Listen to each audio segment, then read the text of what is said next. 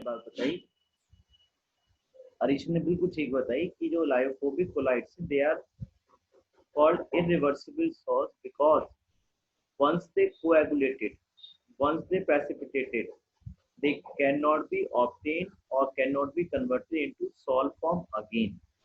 तो इसलिए इनको हम irreversible colloids बोलते हैं. Once precipitated, they do not give back the colloidal salt by simple addition of the dispersion medium. Hence, these salts are also called irreversible salts. और जो lyophobic salts हैं they need stabilising agent for their preservation. आप बताएंगे इशिका, ये जो stabilising agent है कौन से होंगे?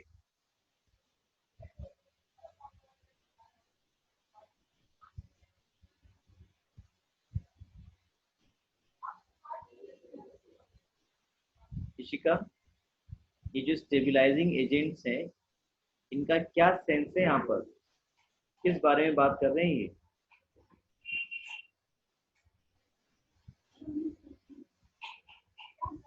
सर लायोफिलिक ऐड करके. Very good, lyophilic salt add कर देंगे जो इनको स्टेबिलाइज कर देंगे, कोएगुलेट होने से रोकेंगे. अनन्या से बात हुई क्या? सर मैंने कॉल करा था, उसने उठाया नहीं.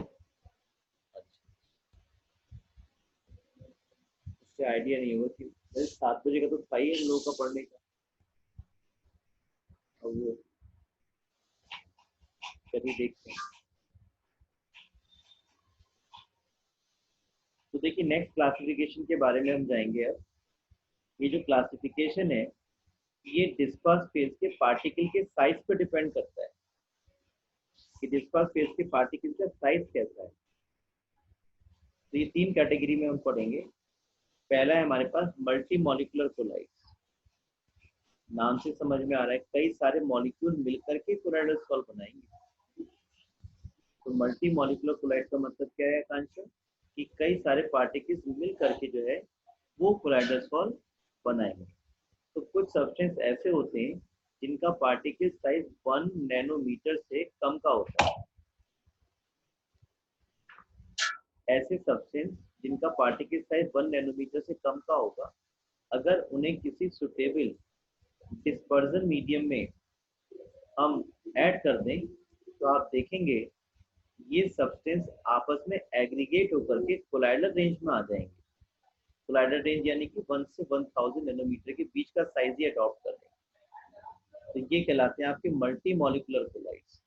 ऐसे कोलाइडल सब्सटेंस जो कई सारे मॉलिक्यूल से मिलकर के बने हो वो कहलाएंगे आपके मल्टी मॉलिक्यूलर कोलाइड्स. तो मल्टी मॉलिक्यूलर का मतलब हो गया ऐसे सब्सटेंस जिनका पार्टिकल साइज 1 नैनोमीटर से छोटा हो, लेकिन जब हम इन्हें किसी सुटेबल डिस्पर्जन मीडियम में ऐड करें, किसी सॉल्वेंट में ऐड करें, तो ये पार्टिकल्स आपस में एग्रीगेट हो जाएं और कोलाइडल रेंज वाले पार्टिकल साइज में आ जाएं, 1 से 1000 नैनोमीटर वाले साइज में आ जाएं. तो देखिए लिखा है on dissolution a large number of atoms of a substance aggregate together to form species having size in the colloidal range. Colloidal range in the sense 1 to 1000 nanometer. और इनके एग्जाम्पल्स क्या हैं? देखिए गोल्ड सॉल इसका example है, sulphur sol इसका example है. Sulphur acid की फॉर्म में रहता है, कई सारे पार्टिकल्स मिलकर के सल्फर सॉल बनाएंगे. तो जो गोल्ड सॉल है इनमें जो पार्टिकल साइज है कैसा होता है? स्मॉल होता है. लेकिन जब इन्हें हम डिसॉल्व करेंगे तो ये आपस में एग्रीगेट हो जाएंगे डिस्पर्जन मीडियम में और कोलाइडल रेंज वाले साइज में अपीयर हो जाते हैं. दूसरी कैटेगरी है हमारे पास मैक्रोमोलिकुलर कोलाइड्स. मैक्रोमोलिक्यूल यानी कि ऐसा मॉलिक्यूल जो मैक्रो हो, साइज में बड़ा हो मॉलिक्यूल, वो सब्सटेंस कहलाएंगे आपके मैक्रोमोलिकुलर कोलाइड. तो इनमें क्या होगा? इनमें जो पार्टिकल साइज है वो 1000 नैनोमीटर से ज्यादा का होता है. ऐसे सब्सटेंस जिनमें पार्टिकल साइज 1000 नैनोमीटर से ज्यादा का होगा वो माइक्रोमोलिकुलर कोलाइड्स कहलाते हैं. और अगर इन्हें आपने किसी सुटेबल डिस्पर्जन मीडियम में ऐड किया तो ये पार्टिकल्स जो हैं सोल्यूशन में जाकर के डिसोशिएट हो जाएंगे और कोलाइडल रेंज वाले साइज में आ जाएंगे. ये कहलाएंगे मैक्रोमोलिकुलर कोलाइड। जितने भी आपने पॉलीमर्स पढ़े हैं या पढ़ेंगे वो सब आपके मैक्रोमोलिकुलर कोलाइड्स हैं।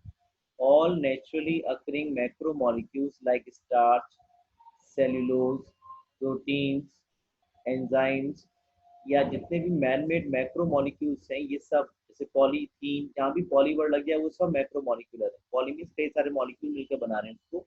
नायलॉन, पॉलीस्टाइरीन, सिंथेटिक रबर, ये सब आपके मैक्रोमोलिकुलर कोलाइड्स हैं। इनका साइज काफ़ी बड़ा होगा, मोर देन 1000 नैनोमीटर होगा। और जब आप इसे किसी सुटेबल डिस्पर्जन मीडियम में डिसॉल्व कर देंगे तो ये जो बड़ा पार्टिकल है, जो मैक्रोमोलिक्यूल है, ये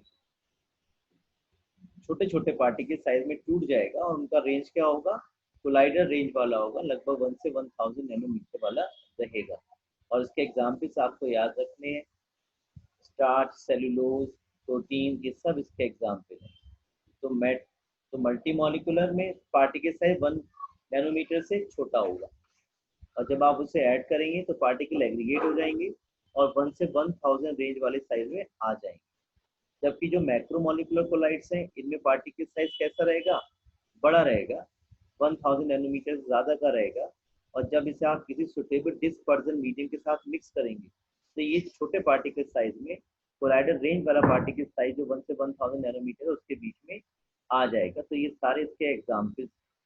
तीसरी कैटेगरी है एसोसिएटेड कोलाइड्स या इन्हें हम मिसाइल्स भी बोलते हैं। तो जैसे नाम से समझ में आ रहा है एसोसिएटेड यानी कि एसोसिएशन होगा। ये लगभग वैसे ही है जैसे कि आपने मल्टी मॉलिकुलर कोलाइड्स पढ़े। मल्टी मॉलिकुलर कोलाइड्स में भी यही होता था कि जो पार्टिकल साइज था 1 नैनोमीटर से छोटा था और वो पार्टिकल साइज क्या होता था, आपस में एग्रीगेट हो जाता था और एग्रीगेट होने के बाद कोलाइडर रेंज में आ जाता था। मल्टी मॉलिकुलर कोलाइड्स में और एसोसिएटेड कोलाइड्स में एक बेसिक फर्क ये है कि जो एसोसिएटेड कोलाइड्स हैं जब इनकी कंसंट्रेशन बहुत कम होती है तो वो स्ट्रॉन्ग इलेक्ट्रोलाइट की तरफ वर्क करते हैं। जैसे एक strong electrolyte normal electrolyte behave करता है वैसे ही काम करेगा। जैसे कहने का मतलब ये, जैसे आपने अगर NaCl को वाटर में डिसॉल्व किया तो वो NaCl अच्छे से वाटर में सॉल्युबल हो जाएगा।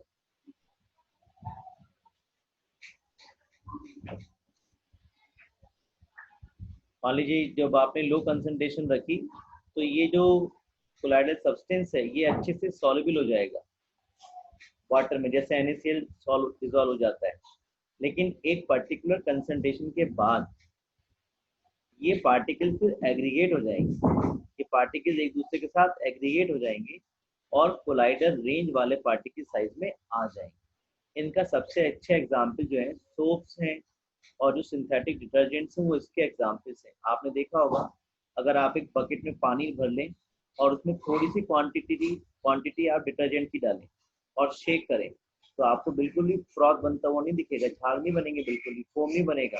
क्यों? क्योंकि उस समय सोप की, डिटर्जेंट की कंसंट्रेशन कैसी है, कम है और कम कंसंट्रेशन पे ये एक नॉर्मल इलेक्ट्रोलाइट की तरह बिहेव करेंगे और वो डिजॉल्व फॉर्म में आपको मिल जाते हैं। लेकिन अगर आप एक अच्छा अमाउंट, एक थोड़ी ज़्यादा कंसंट्रेशन इनकी ऐड करेंगे तो आप देखेंगे ये पार्टिकल्स जो हैं ये एग्रीगेट हो जाएंगे और कोलाइडर रेंज वाले पार्टिकल साइज में आ जाएंगे, जिसको हम मिसाइल्स भी बोलते हैं। मिसाइल्स के जो पार्टिकल साइज है वो भी कोलाइडर रेंज वाला है, 1 से 1000 नैनोमीटर वाला है, इसलिए इनको हमने एसोसिएटेड कोलाइड्स हमने बोला हुआ। वो टेम्परेचर जिसके ऊपर ये सब्सटेंसेस आपस में एग्रीगेट होकर कोलाइडल सॉल्ट बनाएंगे वो कहलाएगा आपका क्राफ्ट टेम्परेचर। और वो कंसंट्रेशन जिसके ऊपर या जिस पर मिसाइल फॉर्मेशन हो जाएगा, कोलाइडल पार्टिकल्स की साइज में आ जाएगा सब्सटेंस, वो कहलाएगा क्रिटिकल मिसाइल कंसंट्रेशन, जिसको हम शॉर्ट में CMC क्रिटिकल मिसाइल कंसंट्रेशन बोल दिया करते हैं। तो मैंने आपको ये बताया एसोसिएटेड कोलाइड में और मल्टी मॉलिकुलर कोलाइड में एक फर्क है। मल्टी मॉलिकुलर कोलाइड अपनी लो कंसंट्रेशन में भी एग्रीगेट होकर के कोलाइडल पार्टिकल साइज में आ जाते हैं। एसोसिएटेड कोलाइड्स में ऐसा नहीं होगा। जो एसोसिएटेड कोलाइड्स हैं इनमें पार्टिकल साइज 1 नैनोमीटर से तो कम होगा, लेकिन जब आप इन्हें एक पर्टिकुलर कंसंट्रेशन के बाद, लो कंसंट्रेशन में तो ये नॉर्मल जैसे इलेक्ट्रोलाइट डिजोल्व रहता है वैसे रहते हैं, लेकिन एक पर्टिकुलर कंसंट्रेशन, एक पर्टिकुलर टेम्परेचर पर ये पार्टिकल्स आपस में एग्रीगेट हो जाएंगे और कोलाइडल रेंज वाले साइज में आ जाएंगे, और इसलिए इनको हम एसोसिएटेड कोलाइड्स बोलते हैं, क्योंकि ये एसोसिएट हो गए। तो जितने भी सोप्स हैं, डिटर्जेंट्स हैं, वो सब इसके एग्जाम्पल्स हैं। मैं अब आपके सामने सोप की मैकेनिज्म डिस्कस कर रहा हूँ कि सोप किस तरह से काम करता है।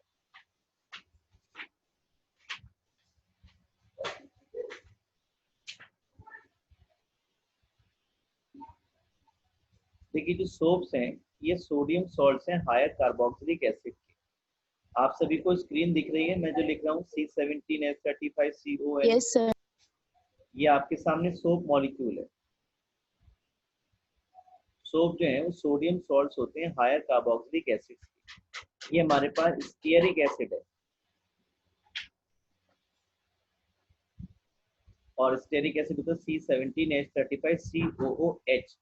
आपने क्या किया, H हटा के N लगा दिया तो ये हो जाएगा सोडियम स्टीरेट। तो स्टेरिक एसिड होता है आपके पास C17H35COOH, और इसका H हटा करके आपने Na अगर लगा दिया तो ये सोप हो जाएगा, ये कहलाएगा सोडियम स्टीरेट।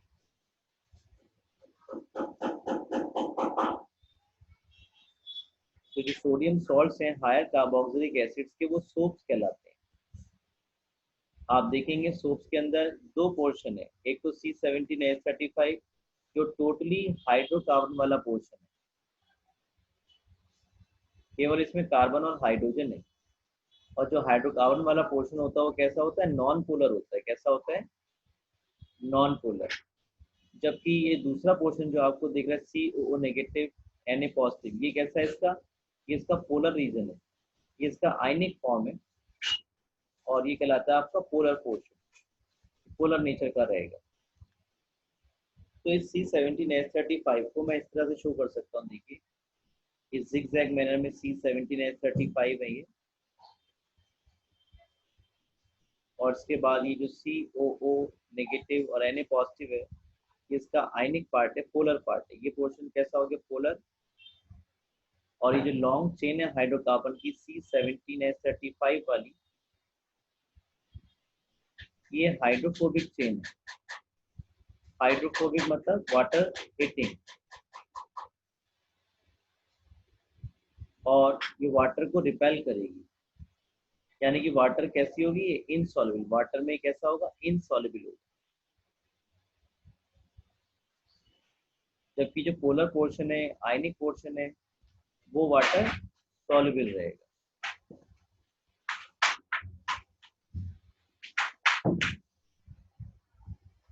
वांश, ये वाटर सॉल्युबल रहेगा। तो देखिए क्या होता है, जैसे हमारे पास कोई फैब्रिक है,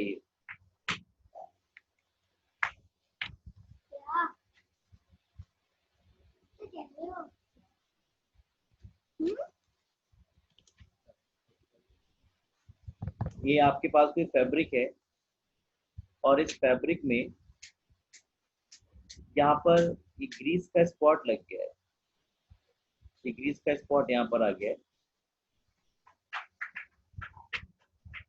तो जो ग्रीस का स्पॉट है ये हाइड्रोफोबिक नेचर का है।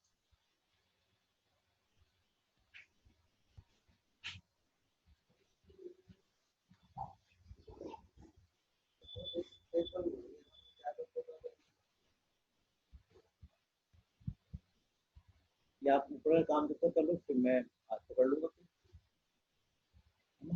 तो ये जो पोर्शन है आपका, ये ग्रीस जो है ये हाइड्रोफोबिक नेचर का है। Hydrophobic means water hating. Grease का जो स्पॉट है, ऑयल का जो स्पॉट है, वो हाइड्रोफोबिक होने की वजह से वाटर में डिजोल्व नहीं होगा, वहां से नहीं हटेगा ये। तो इसके लिए फिर क्या करते हैं हम लोग, सोप अप्लाई करेंगे। जब आप सोप अप्लाई करेंगे तो सोप के जो मॉलिक्यूल का जो हाइड्रोफोबिक पार्ट है C17H35, ये भी हाइड्रोफोबिक है, ग्रीस भी हाइड्रोफोबिक है। तो जब आप इसको सोप अप्लाई करेंगे तो ये सोप के जो मॉलिक्यूल्स हैं ये इस हाइड्रोफोबिक ग्रीस के साथ अच्छे से मिक्सअप हो जाएंगे।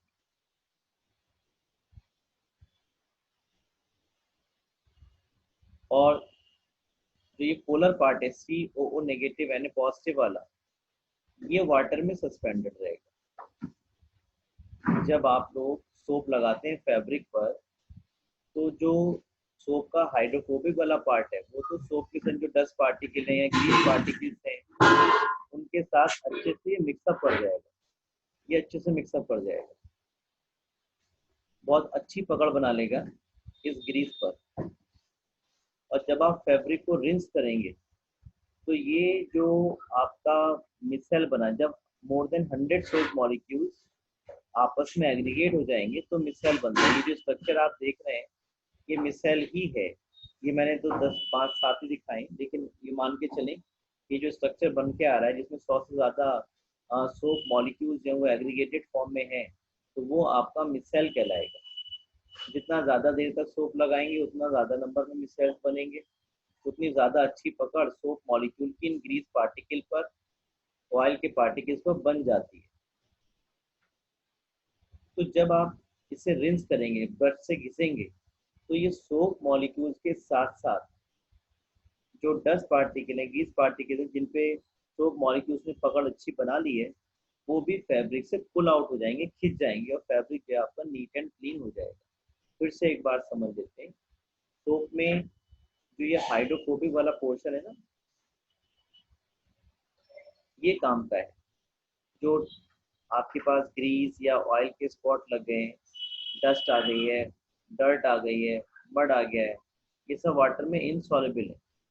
तो इन्हें हटाने के लिए क्या कि जब सोप हम अप्लाई करेंगे तो सोप का जो हाइड्रोफोबिक वाला पोर्शन है, ये वाला जिगजैग वाला, ये सोप मॉलिक्यूल जो है ये इन ग्रीस पार्टिकल्स के साथ, ऑयल पार्टिकल के साथ अच्छे से मिक्सअप हो जाएंगे और बहुत बढ़िया से दोस्ती बना लेंगे, बहुत अच्छी पकड़ बना लेंगे डस्ट पार्टिकल्स। और जब ये 100 से ज़्यादा मॉलिक्यूल आपस में एग्रीगेट हो जाएंगे तो ये स्ट्रक्चर कहलाएगा मिसाइल, जिसका पार्टिकल साइज 1 से 1000 नैनोमीटर का हो जाता है। और जब आप फैब्रिक को रिंस करेंगे तो ये जो पार्टिकल्स हैं, सोप के मॉलिक्यूल्स हैं, ये पुल आउट हो जाएंगे। और पुल आउट होने के बाद जो है फैब्रिक आपका नीट एंड क्लीन हो जाएगा। तो इस तरह से सोप काम करता है। जो सोप है वो सोडियम सॉल्ट है हायर कार्बोक्सिलिक एसिड का C17H35COO Na। इसका ये पोर्शन हाइड्रोफोबिक और ये पोर्शन जो है पोलर, जो पोलर पोर्शन है वाटर में सस्पेंडेड रहता है। तो इस तरह से सोप काम करता है। और आपने देखा होगा कुछ लोग को गुस्सा आती है, कपड़ों को पटकते भी हैं। पटकने का पर्पज क्या है? ये ज़्यादा से ज़्यादा मिसाइल्स बने और जो बनी मिसाइल्स हैं वो कपड़े से छिटक के दूर चली जाए। तो इस तरह से जो है, जो अगर आप वॉशरमैन क्या करते हैं, देखा होगा आपने एक पटले पर काफ़ी बार कपड़ों को पटकते हैं। तो कपड़ों को पटकने का पर्पज ये है कि जो मिसाइल्स बने हैं ये उस फैब्रिक से फोर्सली छिटक जाएं, दूर चले जाएं, जिससे कि फैब्रिक जो है जल्दी से आसानी से नीट एंड क्लीन हो जाता है। ठीक है, ये बात हमने की आपको सोप कैसे वर्क करता है। ये तीनों क्लासिफिकेशन हमने पढ़ ली है। अब हम अगली बात करेंगे प्रिपरेशन ऑफ कोलाइड्स। जैसा मैंने आपसे कहा था कि जो लायोफोबिक कोलाइड्स हैं वो इमीडिएटली कोलाइडल सॉल्व नहीं बना पाते क्योंकि वो वाटर से डरते हैं सॉल्वेंट गेटिंग है। तो उनके लिए कोई स्पेशल मेथड यूज, ऐसा नहीं बनाएंगे, बनाएंगे, लेकिन कोई स्पेशल मेथड उनके लिए यूज करना पड़ेगा। उनमें से कुछ मेथड हम यहाँ डिस्कस कर रहे हैं। पहले मेथड है हमारे पास केमिकल मेथड। तो इसमें हम आर्सेनिक सल्फाइड का सॉल्व कैसे बनाएंगे? जब हम आर्सेनिक ऑक्साइड का ट्रीटमेंट H2S गैस से कराएंगे तो ये डबल डिकम्पोजिशन रिएक्शन है। जो O है वो H2 के साथ चला जाएगा, जो S है वो AS के साथ चला जाएगा। और ये जो पार्टिकल साइज होगा आर्सेनिक सल्फाइड का वो कोलाइडल रेंज में होने की वजह से, इस डबल डिकम्पोजिशन रिएक्शन की वजह से हमको आर्सेनिक सल्फाइड का सॉल्व मिल जाएगा। दूसरा केमिकल मेथड है ऑक्सीडेशन। इसमें जब SO2 में आप H2S गैस पास करेंगे तो सल्फर जो है, यहाँ पे आप देखें सल्फर का ऑक्सीडेशन स्टेट है +4 और यहाँ कितना है -2। तो -2 से कितना हो जाएगा? 0 हो रहा है। H2S में -2 है और यहाँ पे 0 है, तो -2 से जब 0 हो रहा है तो ऑक्सीडेशन हो रहा है। तो इस तरह से जो सल्फर डाइऑक्साइड पास करेंगे H2S के एक्वस सोल्यूशन में तो ये इक्वेशन होगी और सल्फर सॉल्व आपको मिलता है। तीसरा आपका गोल्ड सॉल्व की प्रिपरेशन है। गोल्ड सॉल्ट अगर बनाना हो तो गोल्ड का कोई सॉल्ट ले लीजिए और उसको किसी रिड्यूसिंग एजेंट जैसे फॉर्मल्डिहाइड के साथ ट्रीट कराइए। ये फॉर्मल्डिहाइड रिड्यूसिंग एजेंट है। इस AuCl3 जिसमें Au का ऑक्सीडेशन नंबर +3 है उसे Au0 में कन्वर्ट कर देगा और ये खुद जो है, बेटे एक मिनट होल्ड करिएगा।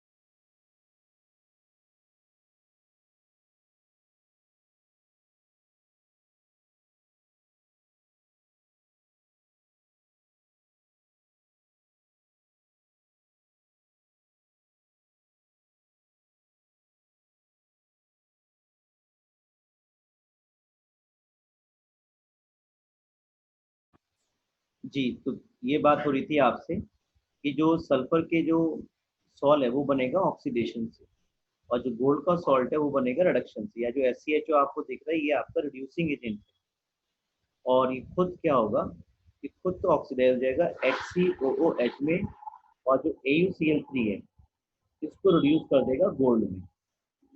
तीसरा मेथड है, फोर्थ मेथड है हमारे पास हाइड्रोलिसिस।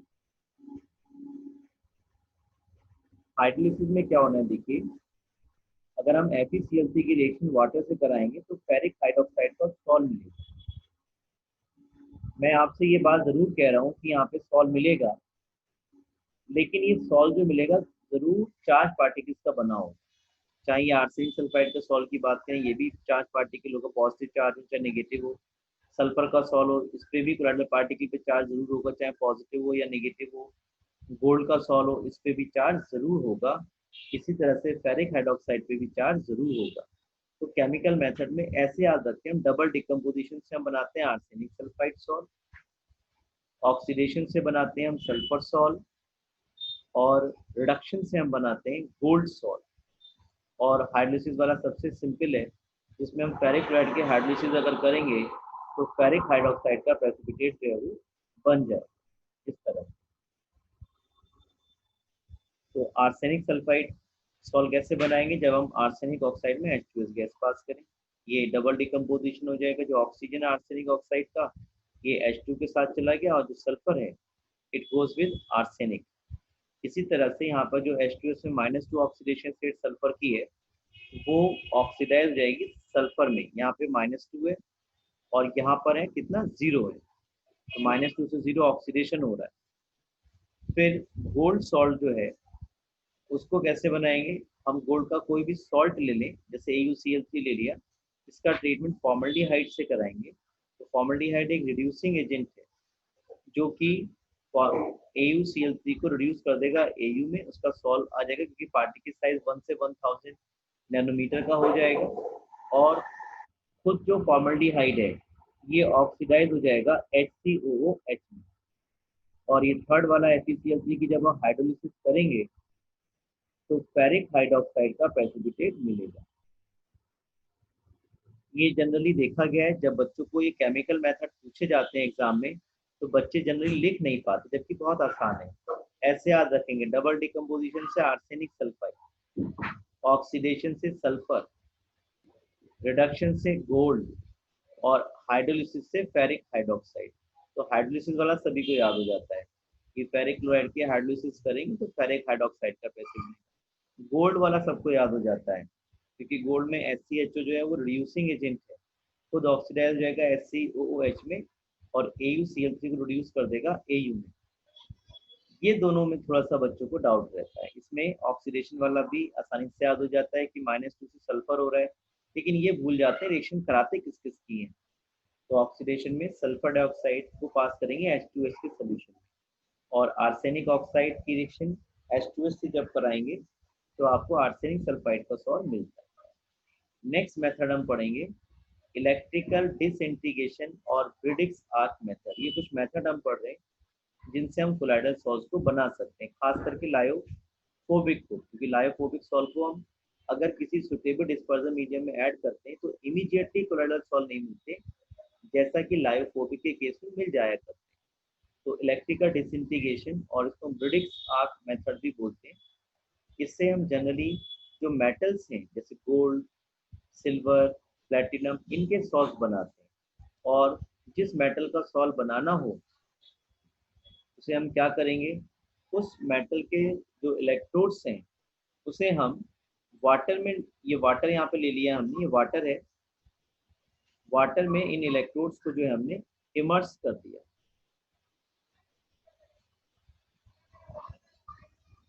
जब हम इलेक्ट्रिसिटी पास कर, और देखिए ये जो वाटर है इसको हमने आइस बाथ के कांटेक्ट में रखा हुआ है। आइस बाथ का मतलब है यहाँ पे बहुत ही लो टेम्परेचर, आइस क्यूब यहाँ पर हम रख देते हैं, यहाँ पे बहुत ही लो टेम्परेचर जो मेंटेन रहता है। जब हम बहुत हाई वोल्टेज पास करेंगे तो ये जो मेटल के इलेक्ट्रोड्स हैं ये इतनी ज़्यादा इलेक्ट्रिसिटी हम पास करेंगे कि जो मेटल के इलेक्ट्रोड्स हैं, इसके जो एटम्स हैं, डायरेक्टली सॉलिड स्टेट से वेपर फॉर्म में आ जाए। इतना ज़्यादा हाई वोल्टेज पास करेंगे जिससे मेटल के जो एटम्स हैं वो डायरेक्टली सॉलिड से कैसे हो जाएं, वेपर फॉर्म में आ जाए। और ऐसा होने पर क्योंकि सराउंडिंग कूल है बाहर, तो ये वेपर्स यहीं पे हैंड टू हैंड कंडेंस कर जाएंगी, और कंडेंस करके ये जो मेटल की वेपर्स हैं ये कोलाइडल रेंज के पार्टिकल साइज में इस वाटर में वापस आ जाएंगी। फिर से समझ लेते हैं एक बार, जब हम इलेक्ट्रिसिटी पास करेंगे ये मेटल के जो इलेक्ट्रोड्स हैं, जैसे मान लीजिए गोल्ड का आपको सॉल्व बनाना है या सिल्वर का बनाना है, तो आपने क्या किया, सिल्वर के इलेक्ट्रोड्स को डिप कर दिया, और जब हाई इलेक्ट्रिक करंट आप पास करेंगे तो आप देखेंगे ये जो मेटल के इलेक्ट्रोड्स हैं ये डिसइंटीग्रेशन में जाएंगे, और इसके एटम जो टूटेंगे इलेक्ट्रिक स्पार्क की वजह से जो एनर्जी रिलीज होगी उससे वो एटम डायरेक्टली वेपर फेज में चले जाएंगे। अब क्योंकि सराउंडिंग बहुत कूल है, आइस बात लगी हुई है, तो क्या करेंगे हम, ये जो पार्टिकल्स हैं ये वही हैंड टू हैंड जो है आपके वो कंडेंस हो जाएंगे और यहाँ पर कोलाइडल रेंज वाले पार्टिकल साइज में आ जाएंगे। तो इस तरह से आपको मेटल का सॉल्व जो है वो मिल जाएगा। In this method electric arc is struck between electrodes of the metal immersed in dispersion medium, generally water लेते हैं। The intense heat produced vaporizes the metal which then condense to form particles of colloidal size। Main बात यह है कि colloidal size का जो particle है वो बनता है। आज देखिए हमने क्या क्या पढ़ा है उसको फिर से एक बार देख लेते हैं। आज हमने एक क्लासिफिकेशन पढ़ा जो कि बेस था on the particle size of disperse phase. उसमें पहली कैटेगरी थी मल्टी मॉलिक्यूलर। मल्टी मॉलिक्यूलर कई सारे मॉलिक्यूल मिलकर बनाएंगे, पार्टिकल साइज छोटा रहेगा 1 नैनोमीटर से।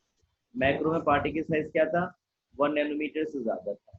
एसोसिएटेड मल्टी मॉलिक्यूलर की तरह ही थे, लेकिन ये नॉर्मल लो कंसंट्रेशन में नॉर्मल इलेक्ट्रोलाइट की तरह रहेंगे। ये सारी बात हमने की, सोप की बात की। टाइम ओवर हो रहा, आज इतने रहने देता हूँ, कल बात करूंगा, कल का टाइम मैं बताऊंगा आपको, ठीक है। और ये रिकॉर्ड मैंने कर लिया, ये जो बच्चे आज एबसेंट थे वो देख भी पाएंगे, ठीक है। टाइम लगभग खत्म हो रहा है, इसको आप अच्छे से पढ़ लीजिए। अभी 2 दिन लगेंगे, चैप्टर जो स्पीड ज़्यादा आ नहीं पा रही है, पता नहीं क्यों, लेकिन आपको चीज़ समझ में आना चाहिए, वो ज़्यादा इंपॉर्टेंट है, ठीक है। तो कंटेंट तो कम ही कवर हो रहे हैं, मैं मान रहा हूँ, लेकिन ये चीज़ें आपको समझ में भी आनी चाहिए, ठीक है। तो लगभग 8-7 टन लग रहे हैं, तो कोई बुरी बात नहीं है, एक चैप्टर में 4 नंबर कम से कम इसका वेटेज रहेगा, तो उसी हिसाब से हम इसको तैयारी कर लेंगे, ठीक है। God bless you.